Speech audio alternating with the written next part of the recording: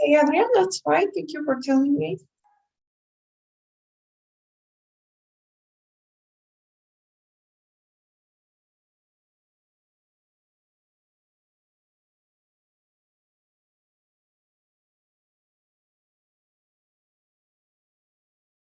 Okay, guys. So today we with the listening section. We're going to continue seeing the listening, but we'll start the second part of listening, which is the lectures, right? And look.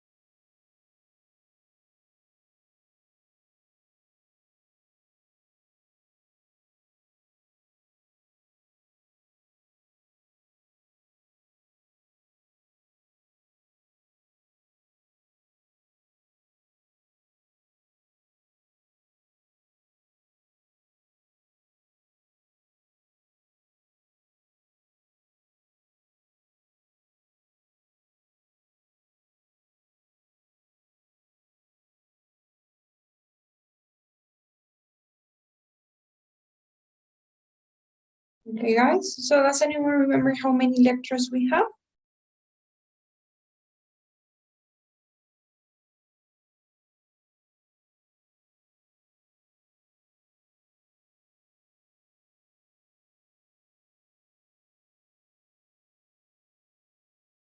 There are actually 3 lectures.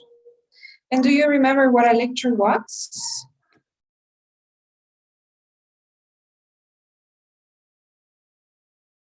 What was a lecture? An explanation about a topic. An explanation about a topic, in this case, in a class, right? In a university class given by a professor. Now, in these lectures, they are gonna be a little bit harder, I won't lie. But it's not rocket science either. It's something that everybody, I would say, can do who has at least a B1, B2 level. But it does require a lot of practice, to be honest, guys, because it is a little bit longer.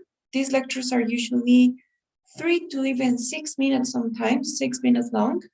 So that can be too much, and that can be tiring as well. Sometimes, for example, I remember that I had one student, and her problem was that she got kind of bored or tired at the end of the lectures. So she started really strong, taking good notes, paying attention, and she understood the first ideas. But by the end of the lecture, of like halfway through, then she kind of lost focus because these are long lectures. They're not short. So it requires a lot of practice. What you guys need to be able to do is identify what it is that is holding you back. What is it that you're struggling with?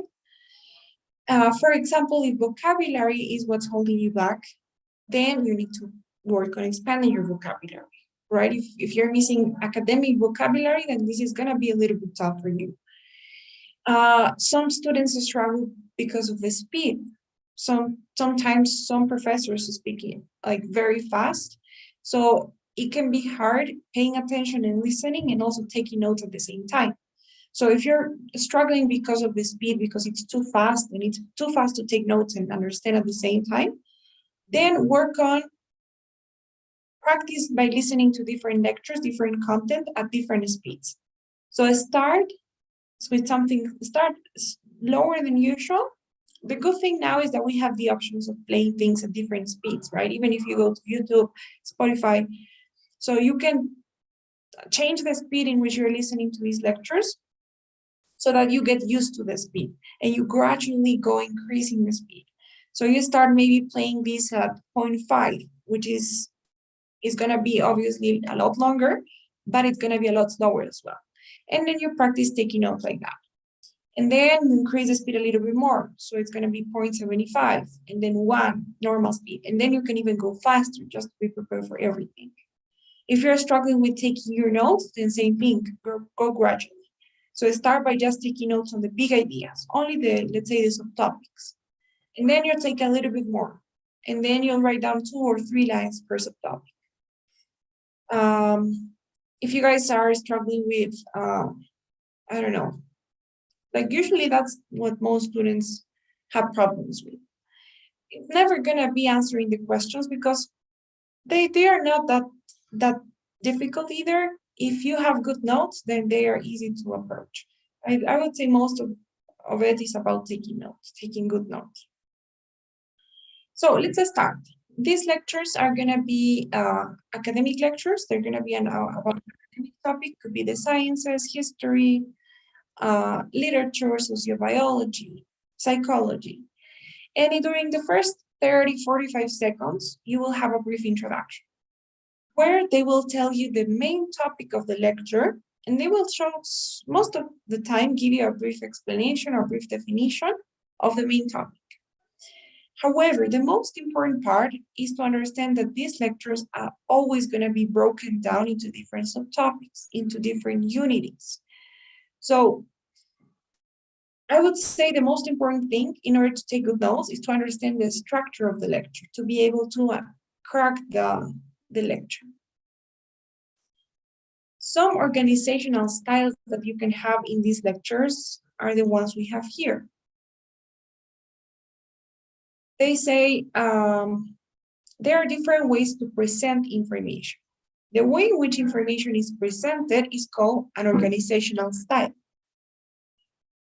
So if you don't understand how the professor is presenting information, or if you understand how the professor is presenting the information, then you can use a good strategy to take good notes. So for example, these are some of the common organizational styles. We have compare and contrast. In this option, in comparison and contrast, what the professor does is lists similarities and differences between two elements, between two things. For example, maybe the professor is comparing World War II versus World War I. We have the similarities, we have the differences. So if you understand that it's a comparison, then you become an active listener and then you start looking for that information. What are the similarities? What are the differences? Sometimes you have definitions of things. So maybe there are different ways of defining money, right? There's a broad definition, there's a specific definition of money. So you have different definitions and you have examples when you have definitions. Sometimes you have processes. So steps of a process. Maybe the embryonic evolution is a process, right? Starting from the formation of the embryo, and then you have different steps. So it's a process, step by step, 1, 2, 3. Sometimes you have classification. This is probably the most common type, so you really need to be used to this. When you have classification, the professor talks about the types of things. For example, types of plants, types of animals, types of pollution, let's say. And you always have examples when you have classification. So let's say the first type of a tropical plant is a fungus. You have a definition of what this fungus is, and then you have examples. So when you have classification, you already know what to expect. Sometimes you got theory and support. So the professor presents a theory and starts listing different types of evidence to support the theory. Sometimes you have problems and solutions, pros and cons, advantages and disadvantages, cause and effect, effect and cause, maybe the causes of pollution, the effects of pollution. So those are some organizational styles, and it's important that you guys are able to identify them when you're listening to the lecture so that you take your notes accordingly and you're organizing your notes in the same way. Okay, guys, we will discuss more about this, but it's really important that you do this. Is that okay so far? Do you have any questions?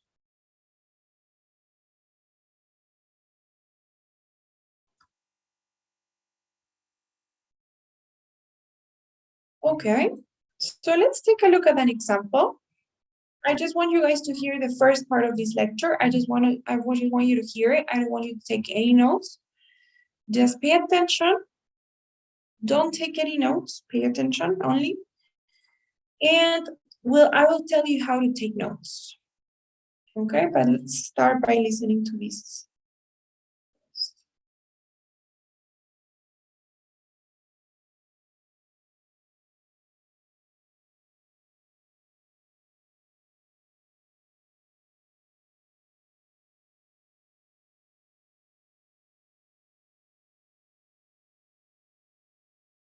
Listen to part of a university lecture by a professor in the College of Fine Arts. Good morning, everyone. Today I want to start with a look at perspective, visual perspective. First, we'll look very briefly at the kinds of perspective, and then we'll look very quickly at its history in art. Just in case you don't know what we're discussing, perspective in art is the way that artists represent three-dimensional objects on the two dimensions of their canvas. There are two basic sorts of visual perspective: aerial perspective and linear perspective.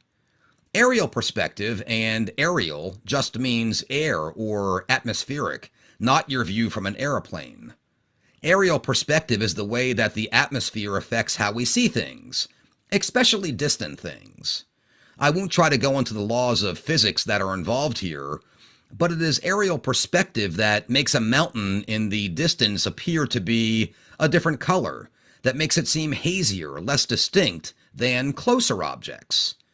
These are effects that realistic artists attempt to reproduce carefully and that impressionists use to create their own effects. Just think of many of Turner's landscapes or cityscapes like his Ditto building Carthage to get an idea of how the air can affect what we see. Another perspective, linear perspective, is the way that things seem to get smaller the farther away they get. Okay. So I just want to talk about what we had there so far. So first of all, could you tell me what the main topic of lecture was?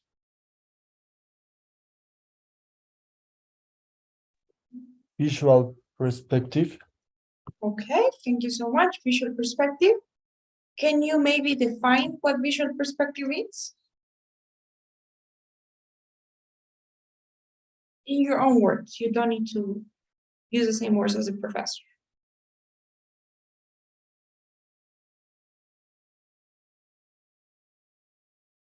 It was something.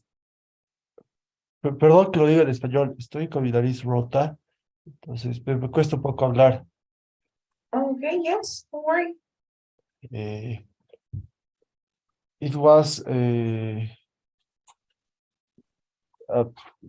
something that we see in an image or in a landscape that make feel that makes us feel as it is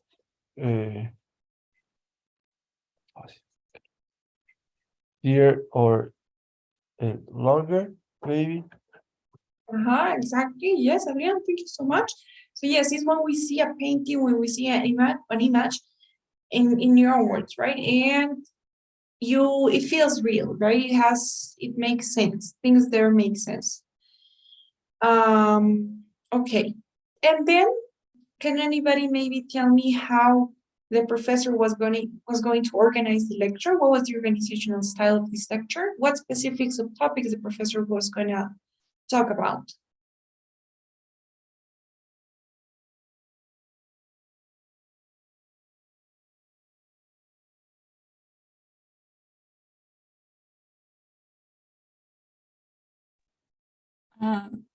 I think it was he was talking about visual perspective, linear perspective, atmosphere, atmosphere. Yes, exactly. So in the beginning, we were going to see a classification, right? The professor was classifying perspective. We had aerial perspective and linear perspective, great. And I don't know if you guys noticed, we got to hear the first type, aerial perspective. And what the professor does is the professor mentions aerial perspective, explains what aerial perspective is, and then gives examples of aerial perspective. And then the professor goes on to the next one, linear perspective. But in the beginning, we're going to see the transcript. Remember that you can do this when you're taking the test, but we're going to do it now so that you get to see what I'm talking about. So in the beginning, the professor, in the introduction, this is the first part of the introduction, the professor mentions the topic. Today, I want to start with a look at perspective, visual perspective. Then the professor tells the students about how they're going to organize information. He says, first, we'll look briefly at the kinds of perspective, classification, and then we'll look very quickly at its history in art, historical note. So you guys can already expect this information. You can expect that you're looking for the types of perspective, what they are, their examples, and you're looking for its history in art. So you're probably looking for the origins of perspective, who created perspective, where it was created, how it was created or why, how it was spread, maybe how it was before perspective. So you're already expecting those things. And then the professor gives a short definition of perspective, and he says, just in case you don't know what we're discussing, perspective in art is the way that artists represent three-dimensional objects onto the two-dimension of their canvas. How three-dimensional objects are represented in 2D canvas. So that's the introduction, right? And then everything is as expected. We have the first type, aerial perspective. We have a short definition. We have examples and whatever. One thing that I want you guys to really pay attention to, let's listen to this part again. The professor is going to be talking about this and moving on to this other part. Let's hear it. Another perspective, linear perspective, is the way that things seem to get used to create their own effects. Just think of many of Turner's landscapes or cityscapes like his Ditto building Carthage to get an idea of how the air can affect what we see. Another perspective, linear perspective. So if you guys noticed, when the professor finishes an idea, to get an idea of how the air can affect what we see, the professor lowers his voice a little bit, makes a pause, and then raises his voice again to start with a new idea, right? How the air can affect what we see. Stop. The other perspective, linear perspective, is the way that, so the professor makes pauses. And you can see this, you can hear these pauses, or you can also pay attention to the content and notice that the professor is starting a new idea. How? Because of what the professor says, right? The professor says another perspective, so you know that it's another idea, right? Or if your professor says besides, then you know that's something else. So what I'm trying to say here is that if you guys see the transcript, it's not just one huge paragraph, right? You have different paragraphs because you have different subtopics, you have different ideas. Each paragraph is one idea, one different idea, one unity. So in order for you to take good notes, you guys need to be able to see, to hear, and understand when the professor finishes an idea and starts a new one. That's really important for you to take for your note taking. And how are you guys gonna take notes? Let me explain. So first of all, it doesn't matter where you're taking the test, whether you're taking it at home or in a test center, you should have your whiteboard or your paper or whatever it is that you're gonna take notes on. And what I want you guys to do is use it in a horizontal position. That means I want you to use it like this. Not like this, but like this, horizontal. And what you guys are gonna do is you're gonna divide your paper into 9 different boxes. How do you divide your paper into 9 different boxes? By drawing lines, 4 lines, parallel lines. Of course, it doesn't matter at all if they're not perfect.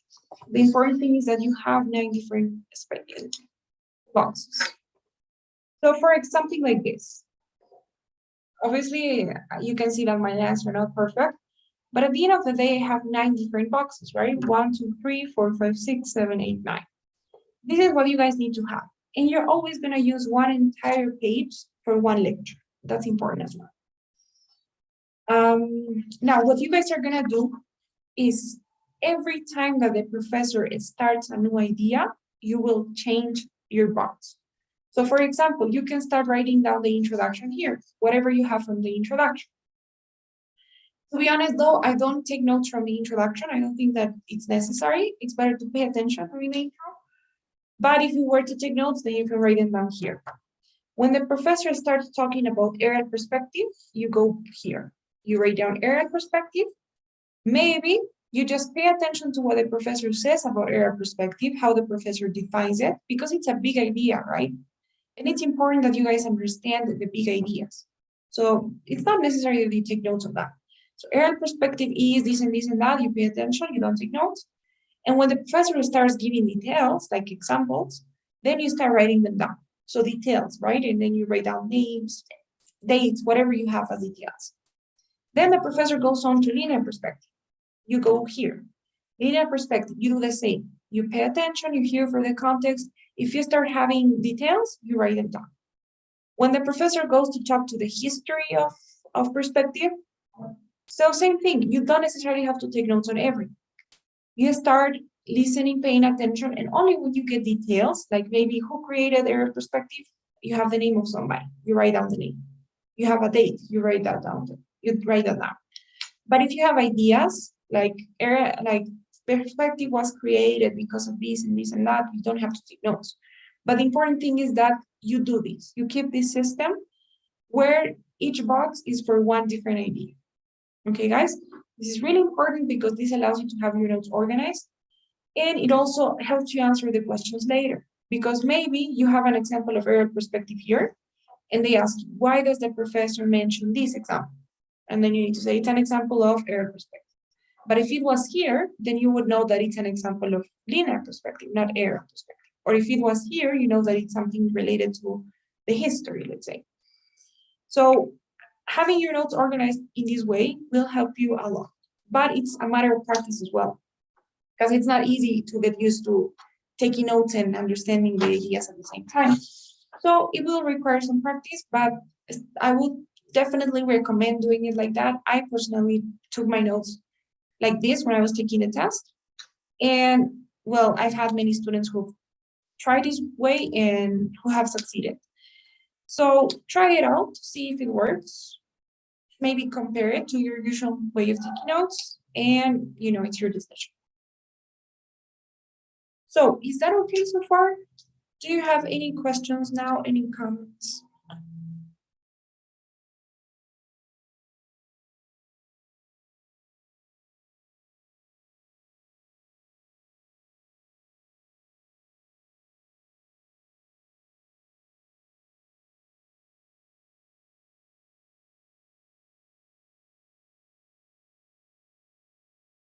Okay, guys.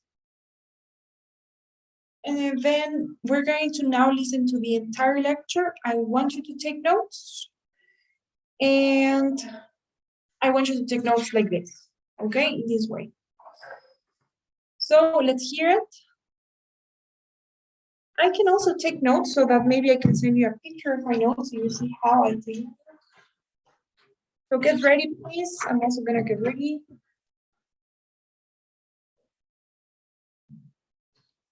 I am having problems here.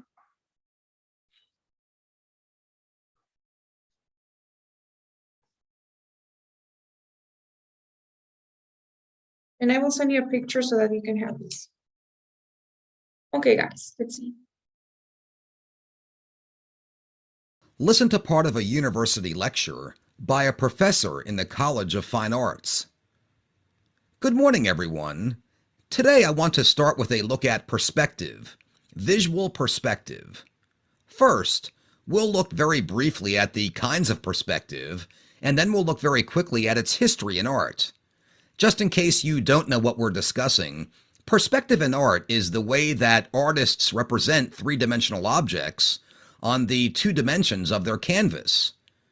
There are two basic sorts of visual perspective: aerial perspective and linear perspective.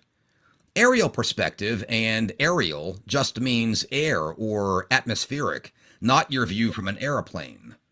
Aerial perspective is the way that the atmosphere affects how we see things. especially distant things.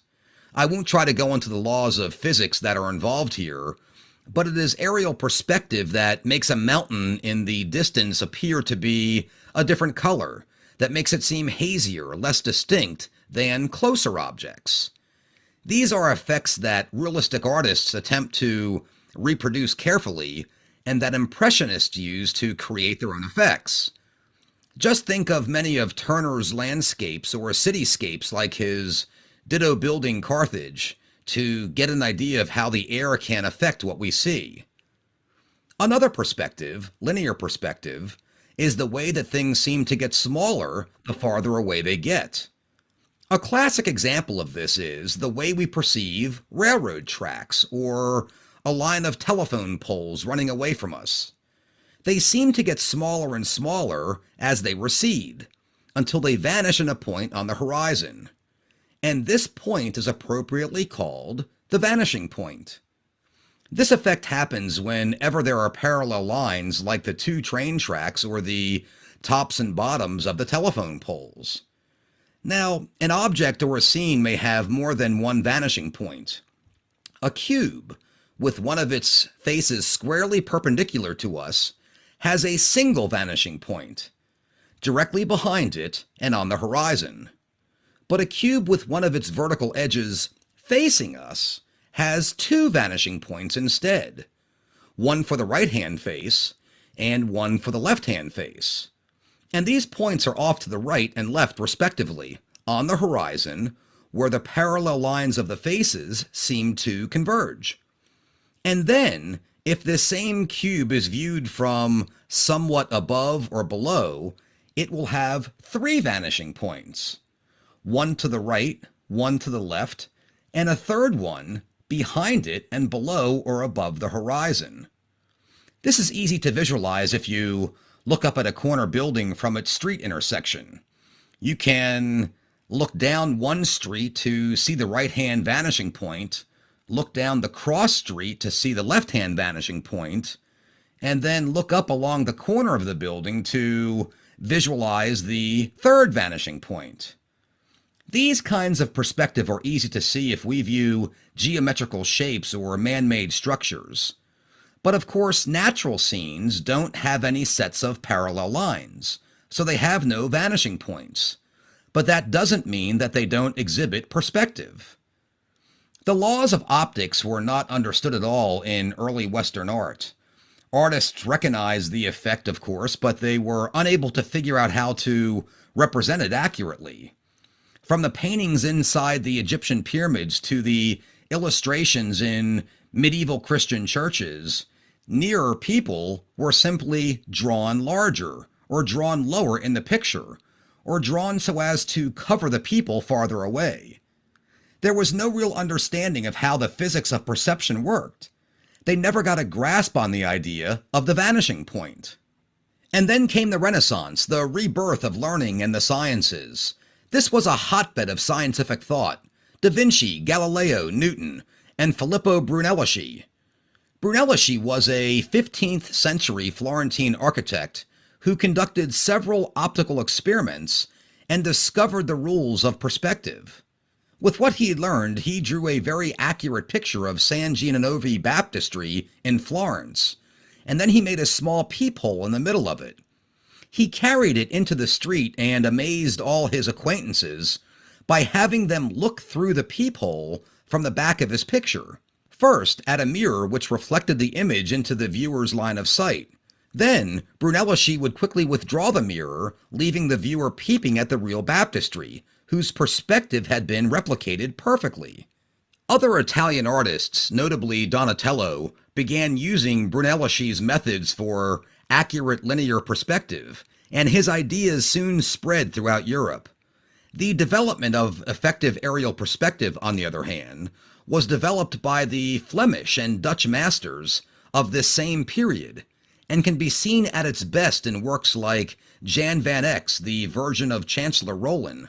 But that's another story.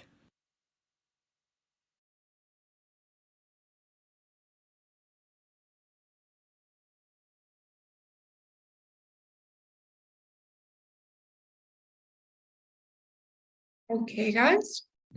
So how was it? What do you think?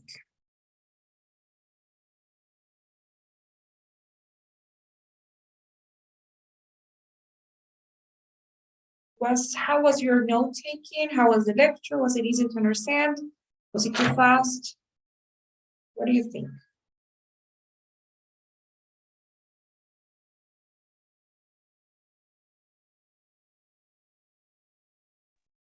I'm I gonna- think I write too slow because I can take notes. Okay, you couldn't take notes because you think you write too slow? Yes. Okay. Yes, it could be that you write too slow or that the lecture was too fast.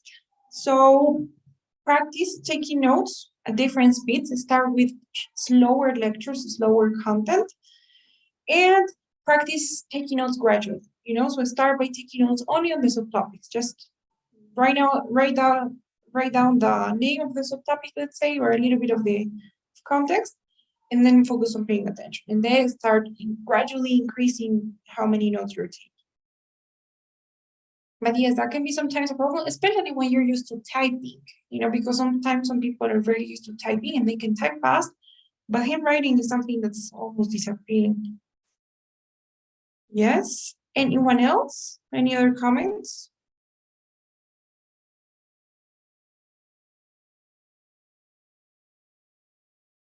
Yes, in the beginning it was slower, but I thought that in the middle and finish the lecture, it was um, um, it was more speed. So it was a little bit hard to taking notes too for me. Okay. So yes, probably your first try, it will be a little bit hard to take notes because we had a lot of information, a lot of details. But again, you're going to see my notes and you're going to realize that I do take a lot of notes. But to be honest, it's not necessary that you take so many notes. I tend to write a lot, but it actually was something that was a problem for me when I was doing the speaking session, especially because in the speaking, there's going to be one part where they're going to be saying something like this. You're going to be listening to something, you have to take notes, and then you have to explain that information. So to be honest, I have to work on summarizing more my notes, just focusing on the details. But so again, in your cases, you also have to just write down the details. Don't write the big ideas. But what I just want you to see, the most important part is that you're able to understand when an idea ends and when the other one begins. Not that you take so many notes at the end of the day. Because the thing is having your notes organized, not having a transcript of everything that was said. Okay, guys? So you can, if you want later, I'm going to send you these things so you can compare the lecture to my notes and try to see a little bit. But it's just practice. Tomorrow we're going to be practicing and you're going to see that it gets better with practice. So do you guys have any questions before we start looking at the questions?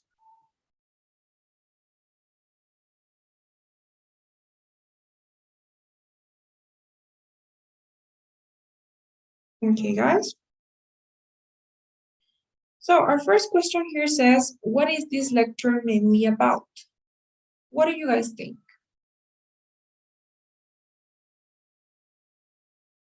Optical effect, option B. Yes, do you guys agree that it's an optical effect? Yes. Yes. Okay, so yes, perfect. So in this case, for example, there's no option that says visual perspective, but we know that the topic was about visual perspective. So we have to choose the closest one to that. In this case, we know that visual perspective was representing 3D objects in a 2D image. So that's an optical effect for sure. But careful, for example, option C is very tricky because it has the word viewpoint, which if we if we think about it, is actually a synonym of the word perspective.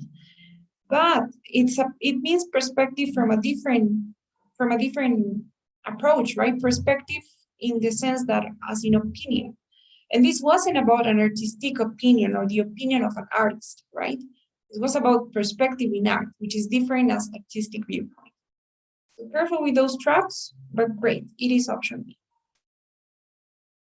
Now, our second question here says, which is a characteristic of realistic landscape paintings?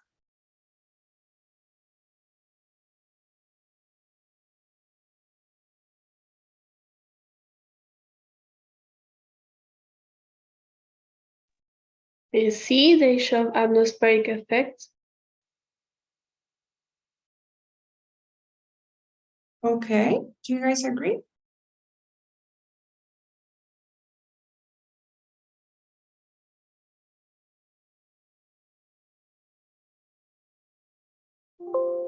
I think it is option B. They appear and clear from a distance. Okay, maybe. Anyone else?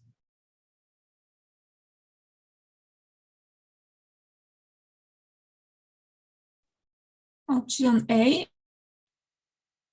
They I have don't maybe. know. A. They have many vanishing points. Okay. So somebody has to say something else.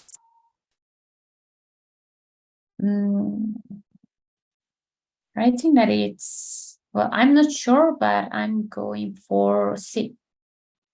Okay, so we have two C's. Let's go for C. And I do agree, because I remember that realistic paintings, I don't know if landscape to be honest, but realistic paintings were mentioned as examples of aerial perspective. And aerial perspective is related to atmospheric effects. I understood what each type was about, and I understand that atmospheric effects is related to aerial perspective, and distances is related to like to linear perspective, right? So I know that this is an example of aerial. I'm gonna go for C as well.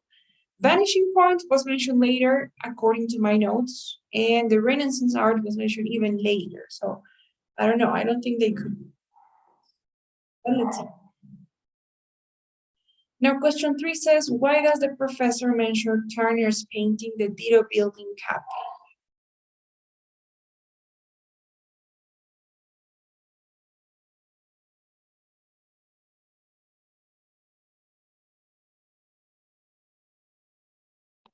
As an example of area perspective. Okay. Yes, do you guys agree?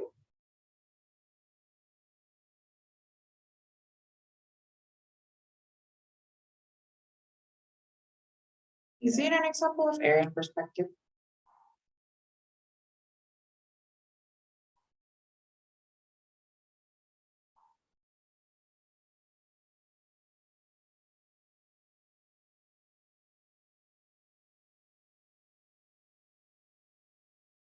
So yeah, I do agree that it's an example of aerial perspective. I have it in my notes. But to be honest, and I want to say something here, if you guys had to guess, then this is the less likely to be the one.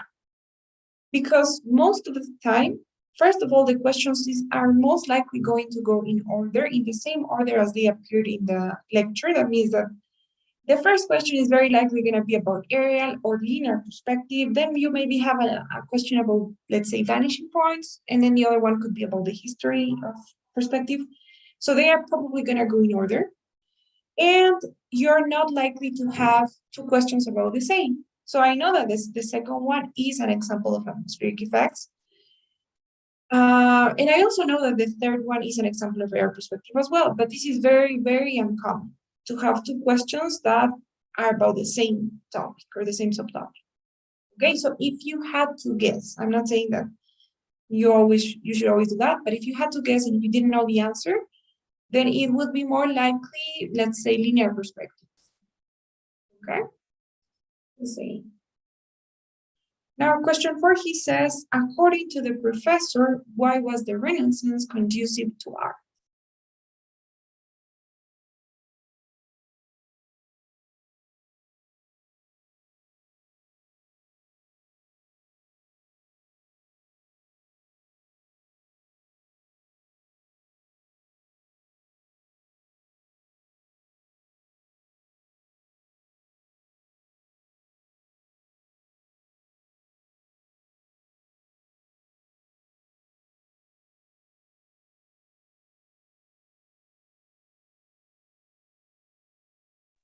I think it the view the sea, the tears of perspective.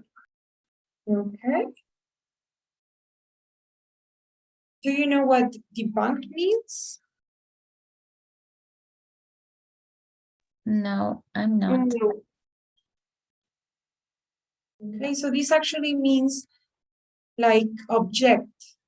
Like option C is saying that before the Renaissance, there were already earlier theories of perspective, and that the Renaissance debunked them, so objected them, or like las contradijo in a way. But what I remember was that before the Renaissance, there weren't any theories of perspective, right? I think before the Renaissance was the Western art, and they didn't have any understanding of perspective at all. And during the Renaissance is where the earlier theories of perspective appeared. Look at the comparison. It says earlier. That can help you, because there weren't any earlier theories of perspective before the Renaissance.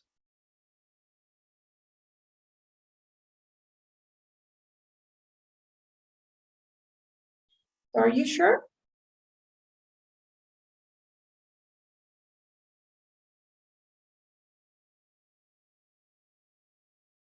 Which one would it be then?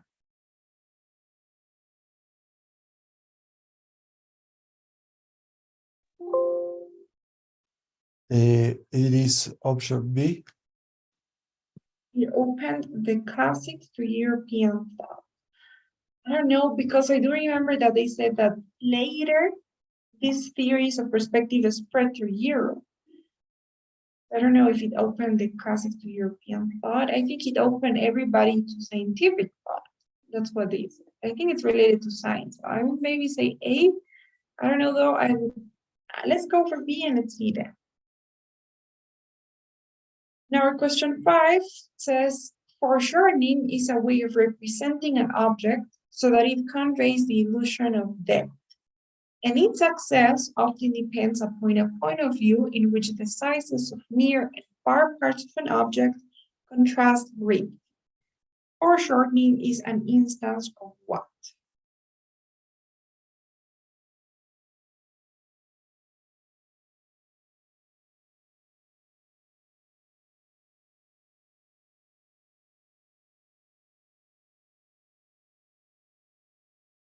What do you guys think? Option D, linear perspective. Okay, yes, do you guys agree?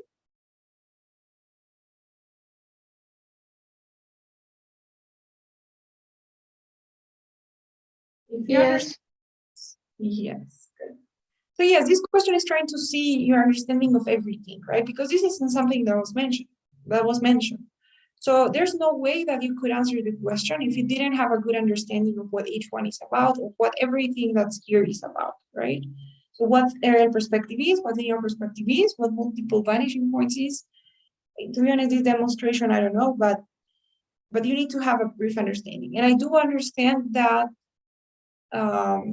linear perspective is related to that, right? To the illusion of depth, and where you contrast the sizes of near and far parts of an object. So I do think that it's linear perspective. Let's see, let's check our answers now. And let's also do the transcript here. So the first one is correct. The lecture is about an optical effect, which is visual perspective. Now, the second, a characteristic of realistic landscape paintings is that they show atmospheric effects, because this was an example of aerial perspective. Now, question 3, why does the professor mention Turner's painting, the Ditto Building Cap? Yes, that was an example of aerial perspective. For sure. Why was the Renaissance conducive to art? It created an atmosphere of scientific curiosity. So if we go to that part of the transcript, when they were talking about the Renaissance, they said that in Western art, the law of optics were not understood at all, right? So they had no understanding of how the physics of perception worked. Now, and then came the Renaissance, the rebirth of learning and the sciences. It was a hotbed of scientific thought. Da Vinci, Galileo, Newton, and Filippo Brunelleschi. Brunelleschi was 15th century. So yes, The Renaissance was conducive to art because it opened this scientific environment, right? It was a rebirth of learning and science, scientific thought. And question 5 is correct. Linear perspective talks about that. Linear perspective is the way that things tend to get smaller the farther away they get. So yes, that's correct. So what do you guys think now that we've also answered the questions? Do you have any questions so far? Any comments?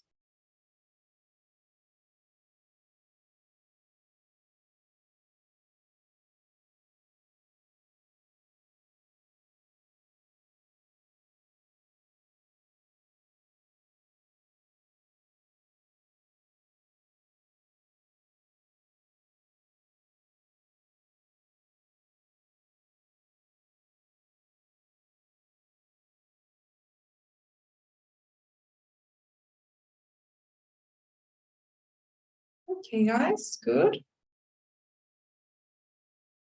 So I am going to send you guys this link. This English.best is honestly a good website. It's not official, but I would say it's really good to practice at least the listening part, because the lectures are very similar to the real lectures in the test. And one thing that I really like about this is that you can choose what topics to practice. For example, because sometimes there are some students who struggle specifically with, let's say, science-related topics. Other students struggle with history topics. Other students struggle with literature. So you can choose what to do to practice, what topics to see when practicing, and that helps you build vocabulary, specific academic vocabulary. So I am sending you that link. And speaking of vocabulary, I'm gonna send you now that word list that I was telling you about the other day.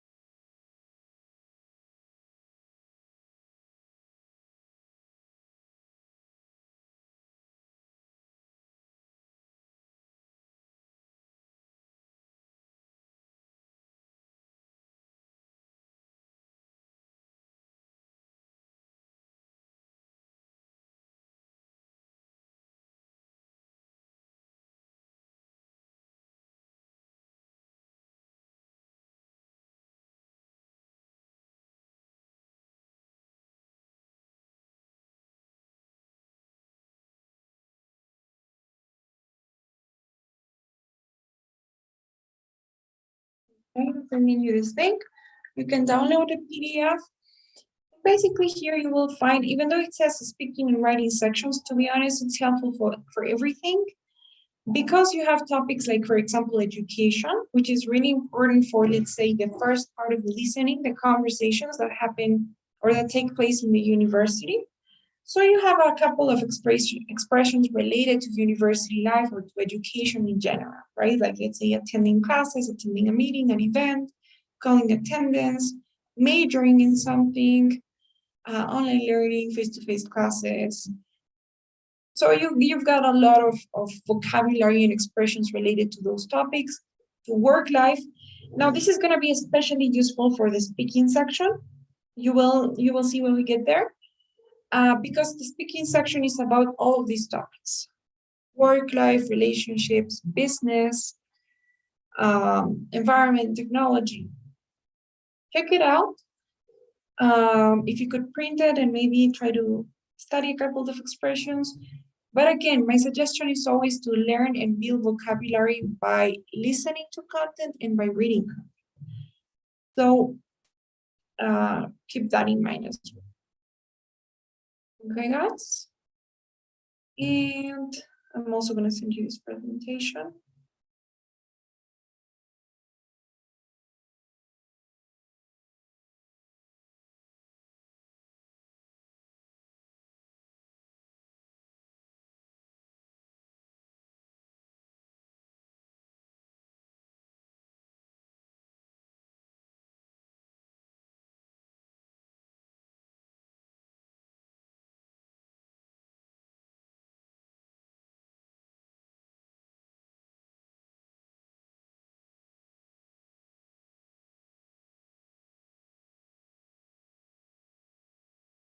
Okay, guys. So, is that okay? Do you guys have any questions now? Any comments? Is everything clear? Tomorrow we're going to be practicing. We'll do as many questions as we can. But what questions do you guys have for today?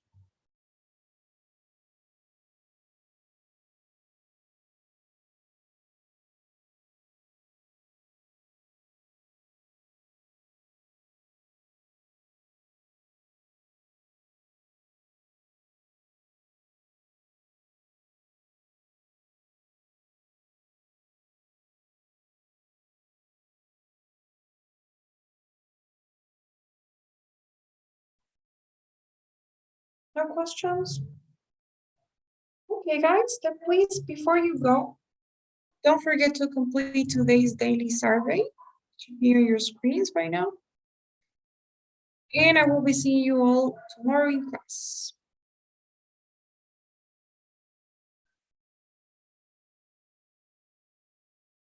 By the way, whose iPhone?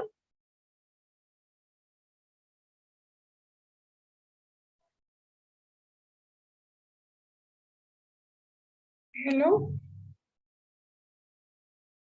Please, I'm gonna ask you guys to at least have your names so that I know who's attending class and I can also consider them for assistance. Okay, Franklin, thank you.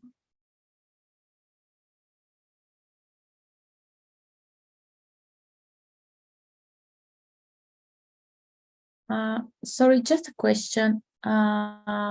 Could you also send us the link of the podcast that you are talking about the last class? I think that it was yesterday, or I don't remember. Yeah, okay, yeah, sure. Give me a second. Thank you. Yes, of course.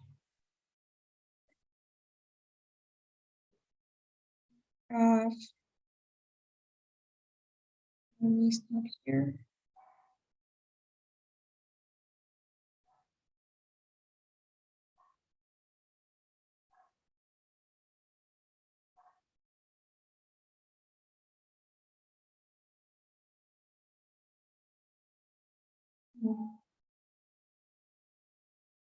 Okay, so yes, of course, I think I have it somewhere here.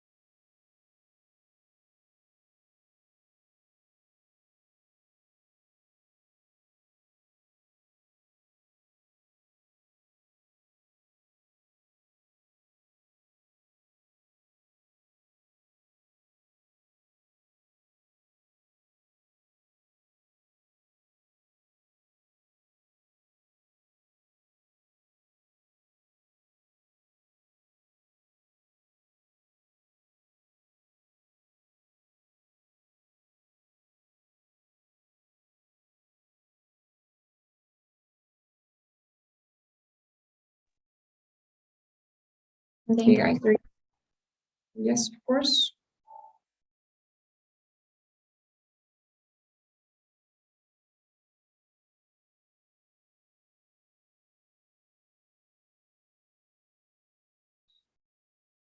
Okay, guys. Anything else? Any other question before we go?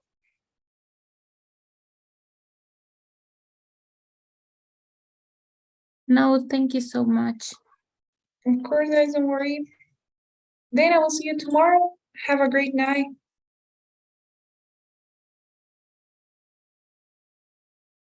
Thank you. See you tomorrow. Bye. Bye.